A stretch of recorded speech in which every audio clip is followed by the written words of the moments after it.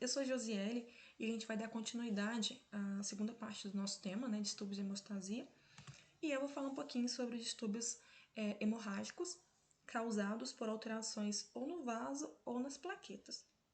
Então, o problema é ali no vaso ou nos tecidos perivasculares ou nas plaquetas. Em relação às plaquetas, seja em relação à quantidade, ou seja, uma trombocitopenia, ou em relação à função dessa plaqueta, que é relacionada à disfunção plaquetária. É interessante a gente falar que os distúrbios, tanto os vasculares quanto plaquetários, eles vão surgir com sangramentos mais superficiais, em pele, como petequias, equimoses, o paciente pode ter hemorragia gengival, epistaxe, em mulheres menorragia, Já os sangramentos relacionados aos fatores de coagulação vão ser sangramentos mais profundos. Então, a gente vai começar a falar sobre os distúrbios hemorrágicos vasculares, que são caracterizados por equimoses fáceis de sangramento importante. Então, é uma normalidade no próprio vaso ou no tecido conectivo perivascular, e os exames de triagem e os testes de hemostasia serão normais. E ele pode ser tanto hereditário quanto adquirido. A gente vai falar um pouquinho de cada um. Os distúrbios hemorrágicos vasculares adquiridos, a gente tem 3. A telangiectasia hemorrágica hereditária, onde eu tenho um defeito numa proteína chamada endoglina. Nisso, eu vou ter uma dilatação, no meu microvaso, e isso vai estar propenso a sangramento, Pode ter sangramento gastrointestinal, e com isso, o paciente tendo percas de sangue, perdas de sangue, o paciente pode cursar com anemia, perdendo ferro, cursar com anemia ferropriva. O tratamento é embolização, usos de estrogênio, ácido tranexâmico e ferro, como a gente falou, em relação à anemia ferropriva. A gente tem a doença do tecido conectivo, onde a normalidade é no colágeno, E vai ter um defeito na agregação plaquetária. A gente sabe que no início lá da coagulação, a coagulação primária, dá-se através da ligação da plaqueta no endotélio, ali naquele colágeno exposto, e com isso eu vou ter um defeito nessa agregação. O paciente tem a hemorragia e tem trombose, Então, é tudo meio desordenado. Não tem tratamento específico, eu vou tratar as complicações, seja em relação à hemorragia, à trombose, e eu vou fazer prevenção, evitar que esse paciente seja exposto a riscos de trauma, para evitar sangramentos. E a gente tem o hemangioma cavernoso gigante, que é uma malformação no vaso, Então, é como se o vaso ficasse ali dilatado. E com isso, eu vou ter uma ativação crônica da coagulação. O paciente tem um aspecto de uma coagulação intravascular disseminada. Agora a gente vai falar um pouquinho sobre distúrbios hemorrágicos vasculares adquiridos, Então, ao longo da vida, o paciente pode adquirir a púrpura simples, que ele é totalmente benigno, Tá ali mais propenso em mulheres na idade fértil, Então, elas são mais propensas e são benignas, então o paciente vai apenas fazer o tratamento expectante, Só acompanhar mesmo. A gente tem a púrpura da senilidade, que é devido à atrofia dos tecidos de suporte, E é muito comum, gente? A gente vê as pessoas idosas ali na região de mão, braço, antebraço, várias equimoses, petequias, E a gente também vai ter a púrpura associada à infecção, onde eu tenho o próprio agente, ou seja, tanto a bactéria quanto o vírus, causando a agressão diretamente no vaso, Aí eu tenho a formação do imunocomplexo que vai estar ali atacando o meu vaso. É muito comum na dengue, no sarampo e na meningococcemia. E a gente tem essa síndrome, Raynaud-Schlein, nome chique, que é uma vasculite, né? Então, ou seja, uma inflamação no vaso mediada por um anticorpo chamado IgA.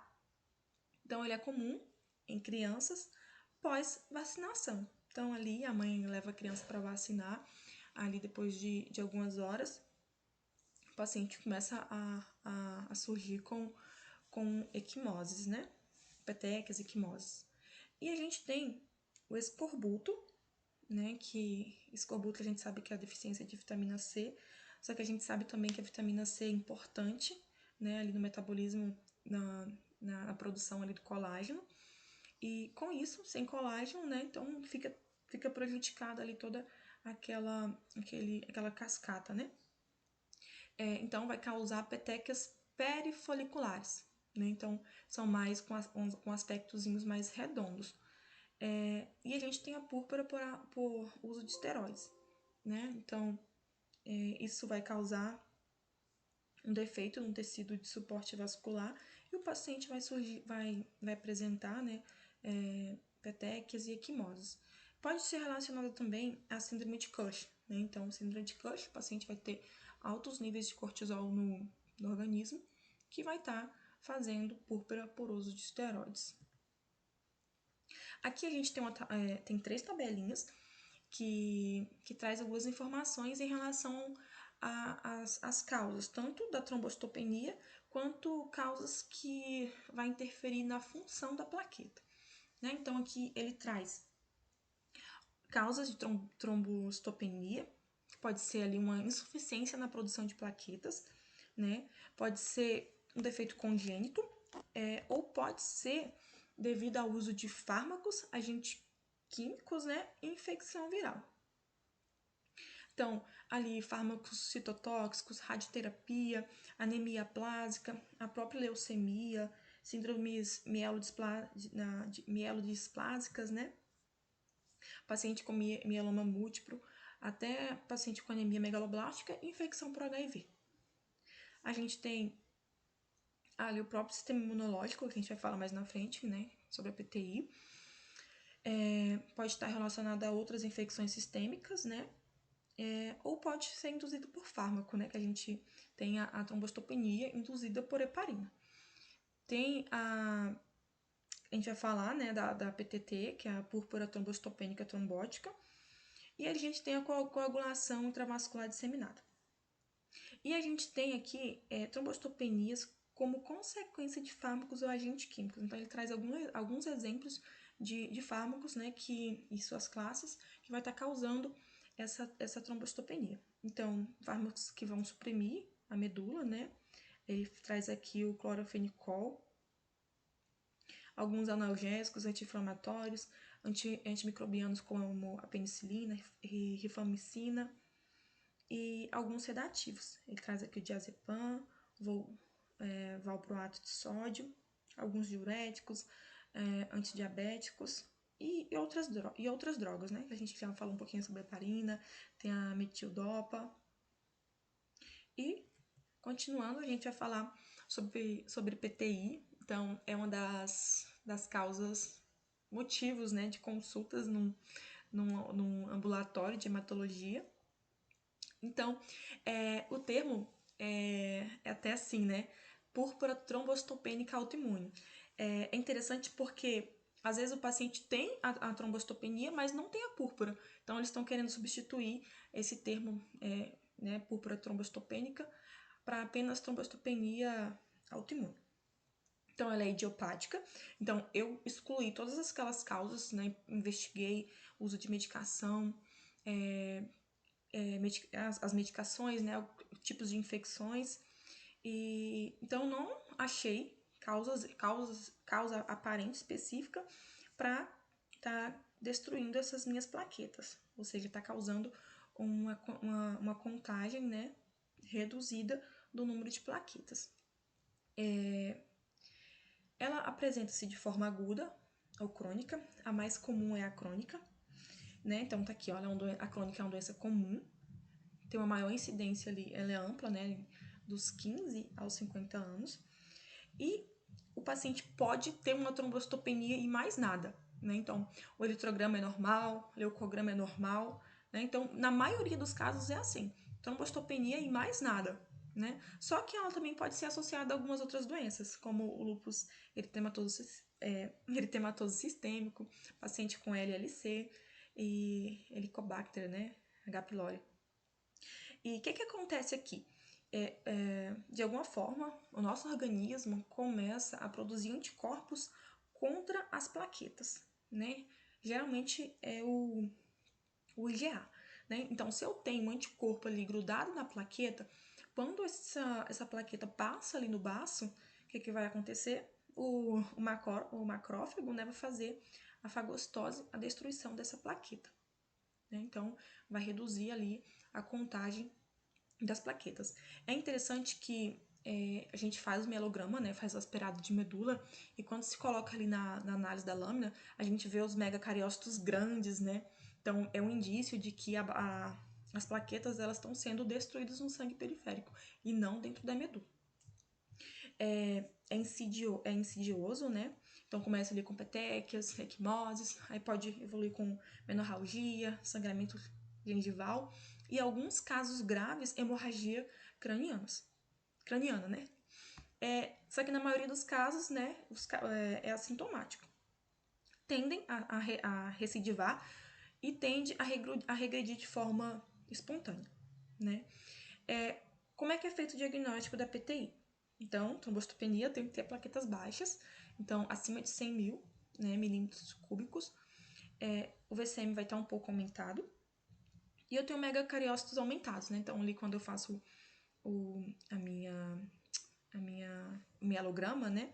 Eu olho ali aquela medula, eu vou ter os megacariócitos aumentados. E eu tenho anticorpos contra a glicoproteína 2B e 3A. Então, é uma forma da gente ali ter um diagnóstico específico que é dosar esses anticorpos. O tratamento. Se o paciente ele é assintomático, não tem sangramentos importantes, a gente só vai acompanhar, né? Então, não requer tratamento. Agora, caso o paciente, né, seja sintomático, a gente tem que tomar alguma providência, né? Então, geralmente a gente vai usar o quê? Corticoide. E qual é o de escolha que geralmente é usado? É a prednisona, né? 1 mg por quilo dia. E a gente vai, fazer um desmame, né? Então, começou hoje aqui, aí daqui 10, 15 dias o paciente volta e a gente vai diminuindo gradativamente. Caso o paciente demore mais para ter uma resposta, para ter um aumento ali no número de plaquetas, a gente vai diminuindo, assim, as doses, né? Demora mais para reduzir a quantidade de dose. Caso o paciente tenha uma hemorragia que coloque ali a vida do paciente, né, em risco, a gente pode usar outras medicações, né? A gente pode fazer a imunoglobulina intravenosa. A gente pode fazer o uso dos anticorpos monoclonais, né? O rituximab. E a gente também pode fazer, né, caso isso não resolva, então vai por tentativa, né? A gente pode fazer fármacos imunossupressores. A gente tem a ciclofosfamida, a azatioprina, né? Então, são para pacientes que não responderam nem aos corticoides e nem aos anticorpos monoclonais. A gente tem outras opções. A gente tem a esplenectomia, tem um sucesso grande, né? Cerca de 80%. Só que a gente tem outras opções menos invasivas, né? Antes de se tentar algo tão radical. Transfusão sanguínea, né? Caso o paciente tenha ali um sangramento importante, né? E transplante de células tronco. Então, são opções de tratamento. A PTI aguda é a mais comum em crianças, cerca de 75% dos pacientes, né, tem essa condição decorrente da vacinação ou pós-infecção, né? Então, a gente sabe ali que é um processo imunológico, né, onde a gente vai ter a formação de imunocomplexo que vai estar ali atacando essas plaquetas, né, então reduzindo a contagem. Geralmente tem remissão espontânea, então geralmente não se precisa intervir, né? e apenas 5 a 10% evolui para PTI crônica. Mais uma trombocitopenia, que é a púrpura trombocitopênica trombótica, a PPT. Ela pode ser hereditária ou adquirida. Hereditária é quando ali o gene já não tem expressão, né? Não tem expressão genética para a produção de uma protease, que é a DANS13, ou hereditária, onde o nosso organismo vai produzir anticorpos contra essa protease. Então, o que é a PTT? É a deficiência da metaloprotease, que é chamada ADAMS13, né? Parece até o nome de um filme, que é responsável por clivar múltiplos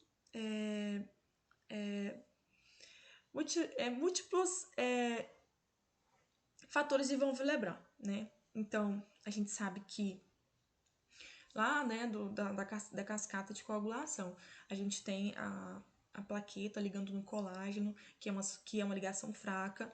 Depois a gente tem o fator de von Willebrand, né, que vai se unir ali, né, no vaso e aí a plaqueta vai se ligar fazendo uma ligação mais resistente. Só que esse fator de von Willebrand, ele é adicionado num tamanho específico da lesão, do vaso, né? Então, para mim ter um tamanho específico ali da lesão, eu preciso de uma protease, ou seja, que clive.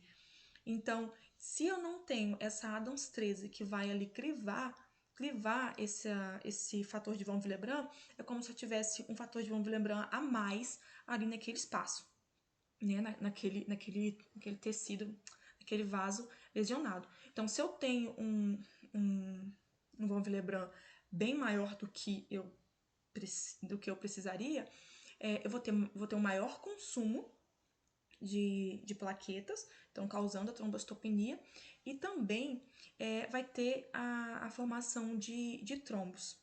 E também vai causar uma inflamação nos vasos. Então, que é essa inflamação nos vasos que é responsável pela anemia hemolítica microangiopática, né? Então, eu tenho um vaso inflamado e as hemácias vão passar por esse vaso, elas vão ser meio que a membrana da hemácia destruída. Então, isso vai fazer com que ela seja destruída lá no baço, né? Então, eu tenho uma hemólise dessas hemácias. Então, né, vamos ler aqui. O teste de coagulabilidade vão ser normais.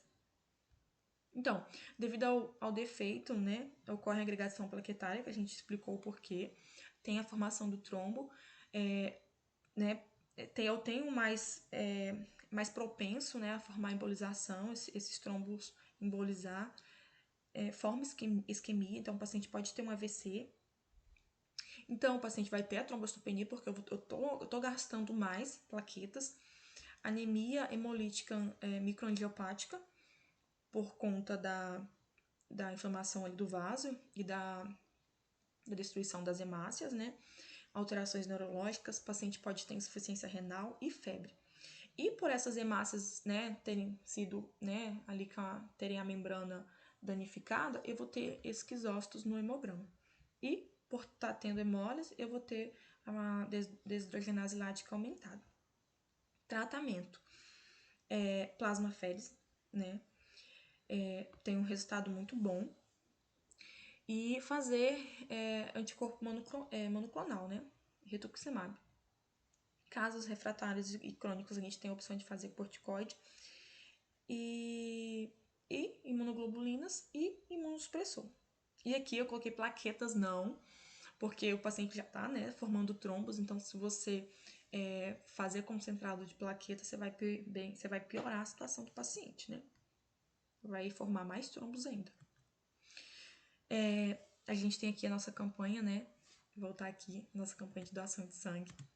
Se você tem hemácias simpáticas, poderosos leucócitos e incríveis plaquetas, pode ajudar nossos amigos.